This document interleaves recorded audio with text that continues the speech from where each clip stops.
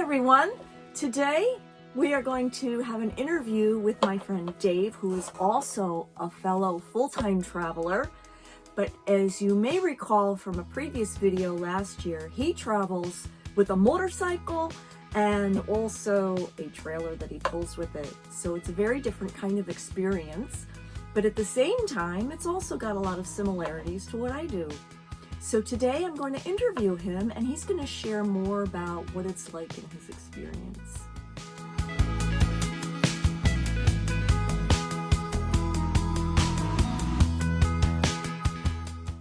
So Dave, how long have you been a full-time traveler with your motorcycle trailer? It's been about a year and a half now. A year and a half. Wow. So give us a summary of how it's been and how it's gone for you. Well, it's been good, it's been bad. I've had my axle issues with the trailer. Other than that, that's been the worst of it, I gotta say, is the axles issues with the trailer. And what happened with that?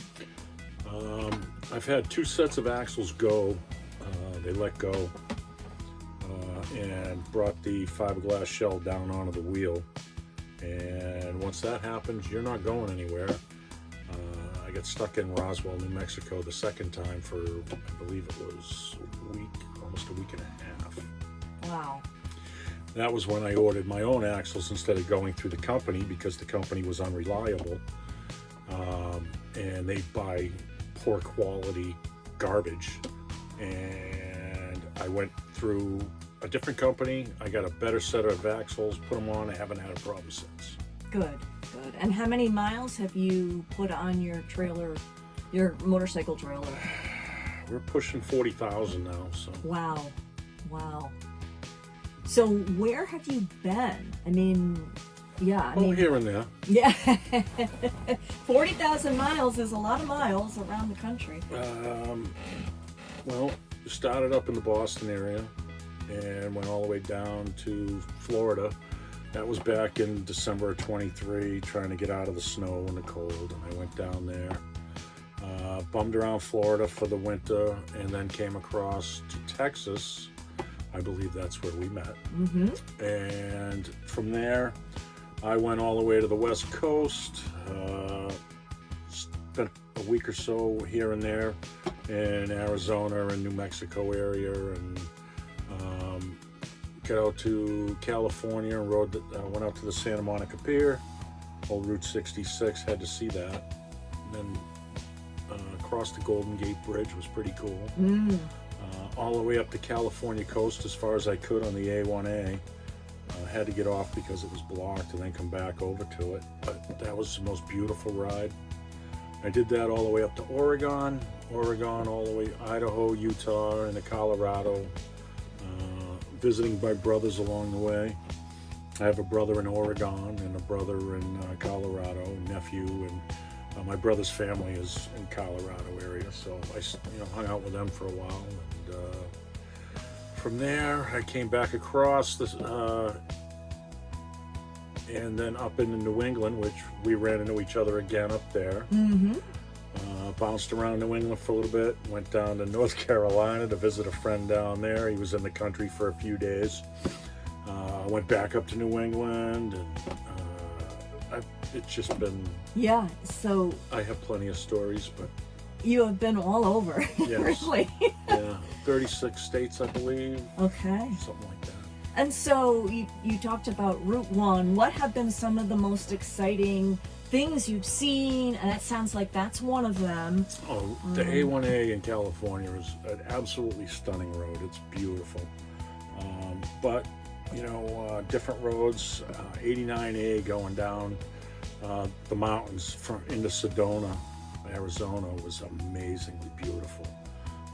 Some of the other roads in California, I can't remember what routes they were, but stunning. You're driving down a road, mountains, and you're going through a gorge, and there's a winery every time you turn around. And, if I drank wine, I probably never would have left. Good. So, have there been any other stops along the way, certain museums or certain things that you've seen that have been, Yeah, the the Barber Race Museum down in Alabama was pretty cool. Motorcycles, cars, anything you can race, they've got it down there. They've got a raceway down there where they're racing all the time. Dale's Wheels Through Time. I recommend that for every motorcycle fanatic out there. If you like bikes, you have to go to Wheels Through Time. That is an amazing museum. Let's see. I got to stand on a corner in Winslow, Arizona. That was cool. pretty cool. Camped under the redwoods. Got a picture of my bike somewhere inside the redwood tree. So many cool things I've done. Yeah, they're just endless. Yeah. You know, visiting friends, making new friends along the way. I've met so many cool people. Good. Yeah.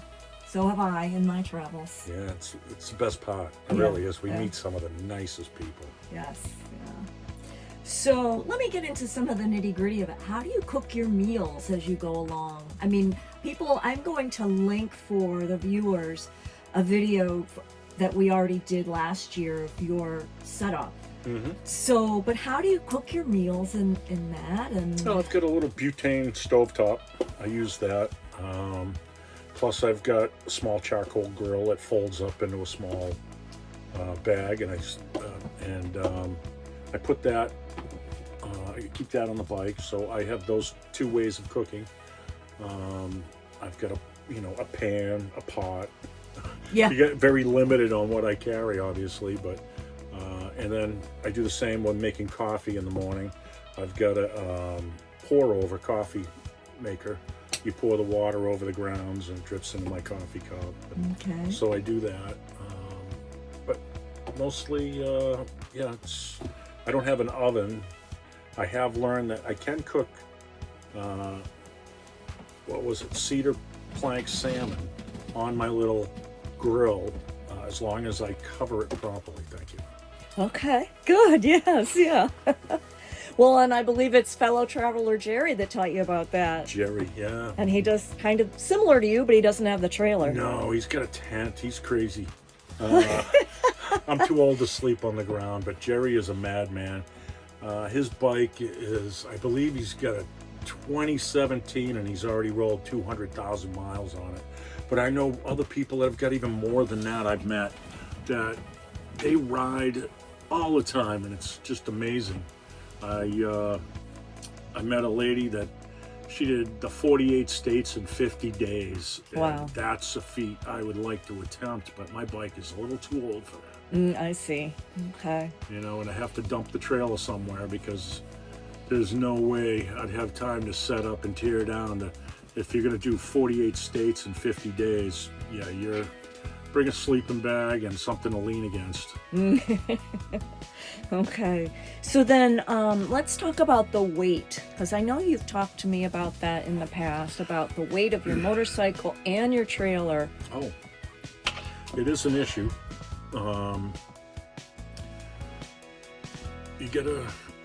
Trailer has to be balanced. Mine, I'm a little, heavy in the front, which I need to work on. But yeah, it's got a weight limit of 550 pounds, even though I put on heavier duty axles. And I know I could add more weight to it. I still keep it down because all I have is the brakes on my bike. Yeah. And I have to be able, the trailer doesn't have brakes. I have to be able to stop. So obviously maintaining distance is key. You can't be riding up on people because you never know what's going to come out, from underneath their vehicle, or if they're going to jam their brakes. You have to plan ahead. You got to keep your head on a swivel at all times. I've had people come flying up behind me and miss my trailer by inches just because they're in a hurry. Yeah. There are horror shows on the road, but everybody experiences them. Yeah. Okay. And so I want to ask, how has this lifestyle over this last year and a half changed you? Oh, well, I can admit it. I used to be quite the asshole. I was miserable. I wasn't happy, plain and simple. Wasn't happy with myself, wasn't happy with my life. And that's probably the reason my wife divorced me. more than likely because I was. And, you know, I thank her for putting up with me for all the years she did. But I also thank her for, you know, divorcing me, because it woke me up. I realized what an asshole I really was. And I feel that I have changed. Everybody tells me I'm not the same miserable bastard I was before. So, and you know, I get it. I really, you know, I do, and I'm happy where I am today. You know, I'm a much happier person than I was. So it has changed me that way, and I see things differently.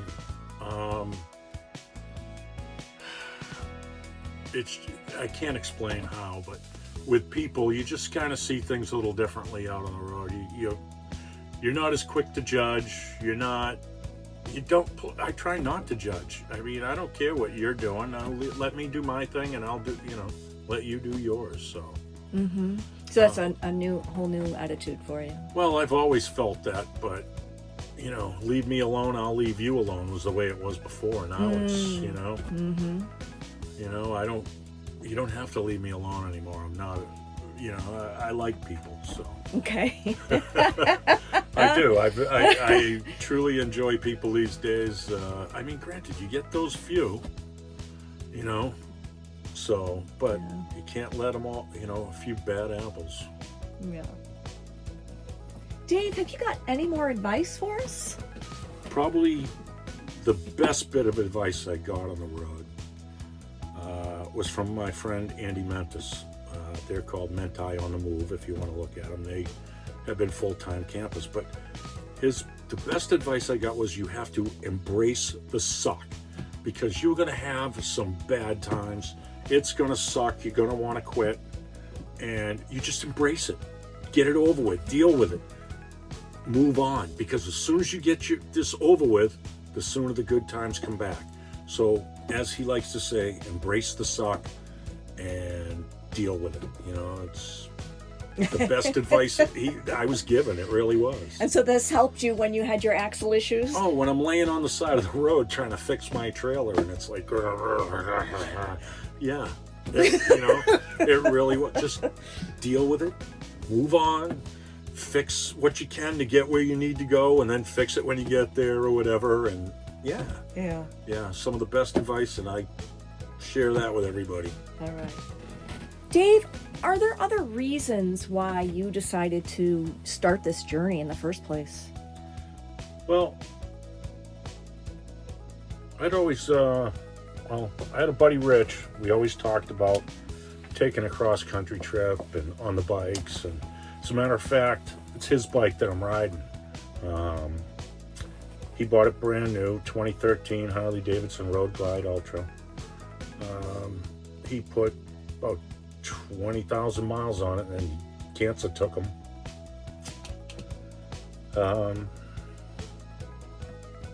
Still hurts. He was a great guy. So I bought his bike so I could keep riding with him.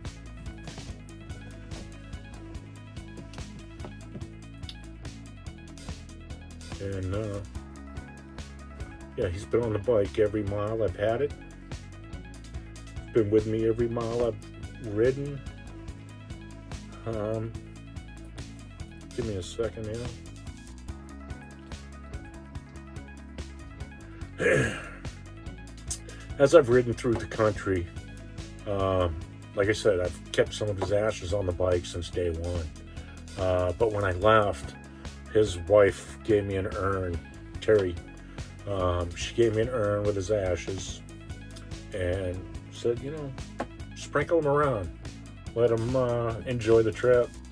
And I have. I've spread his ashes in some pretty cool spots.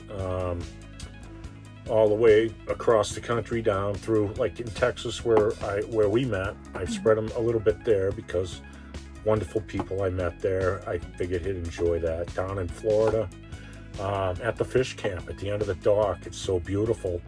I know he'd like that. Another spot, New Smyrna Speedway. I was down there for the Sons of Speed event. And I got to sprinkle some of his ashes on the start-finish line. He's Winslow, Arizona. My buddy Bob that he knew, who lives here in Tennessee where we are, he lives, I don't know, 100 miles from here. There's some in his backyard. There's some in a redwood up in California. He's everywhere I go. I give a little sprinkle here and there. And when I get back up there, I'll get some more ashes and I'll keep spreading them. This is, you know, as you can tell, it's an emotional thing for me, but he was a brother from another mother and meant a lot.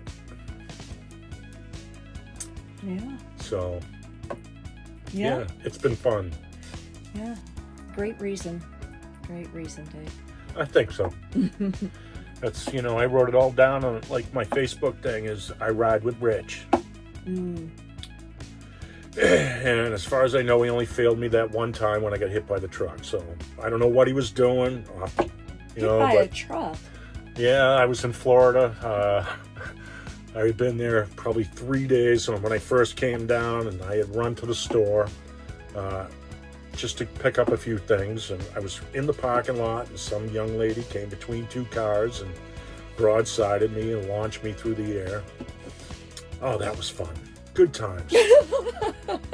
Is that one of those embrace the suck times? That was an embrace the suck moment, yeah, because had a cracked rib. I didn't go to the hospital because what are they going to do, you know? Yeah, I just took it in stride and kept going. You know, if with all the things that truly sucked on my ride from Massachusetts down to Florida and in Florida, I would have given up a long time ago, really, if I had. But like I said, Andy, with his advice, just deal with it, you know, embrace the suck. So, yeah, that worked out. But, yeah, okay. I ride with Rich. That's awesome. It is. So my last question for you is, what advice would you give to someone who is thinking of starting this traveler lifestyle? Well, it depends on how they want to do it. 99% of the people out here do it your way. They, you know, an RV of some form. Doing it my way is definitely different. A little more minimalistic. Jerry would be ultimate and minimalistic. I think he carries a coffee pot and a pan with him. That's it. You know, I have the comfort of a nice bed inside my camper. You know, the tent it's a beautiful thing with a screen house going. It really can be comfortable. I would call that glamping for a motorcycle travel. You know, sure. But if you're gonna do it, don't do it half-assed. Get into it and just go.